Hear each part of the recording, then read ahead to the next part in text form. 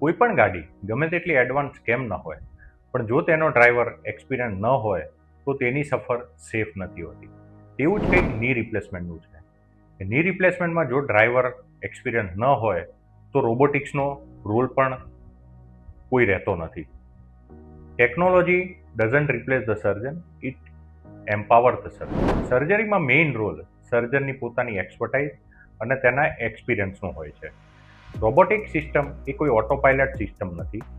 Robotic system એ સર્જનના decision મેકિંગને, કે જે surgery દરમિયાન ડિસિઝન લેવાનું હોય, તેને એક અલગ જ લેવલ પર રહી જાય છે, જેનાથી સર્જનને ઓપરેશન દરમિયાન કયું ડિસિઝન ક્યારે લેવું અને કેવી રીતે લેવું એ પરફેક્ટ ડિસિઝન સાથે મદદ કરે છે.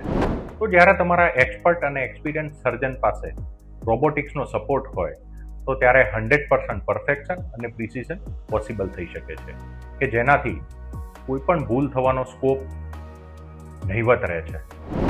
તો આ જ કારણ છે પેશન્ટના ઇમ્પ્રુવ કોન્ફિડન્સનું, કે જ્યારે પેશન્ટ ઓપરેશન થિયેટરમાં અંદર જાય છે તો તેના મનમાં કોઈ જ ડર હોતો નથી, કેમ કે તેને ખબર છે કે સર્જનના એક્સપિરિયન્સ હાથોને, કે એક્સપર્ટ હેન્ડ્સને ટેકનોલોજીનો ફૂલ સપોર્ટ છે.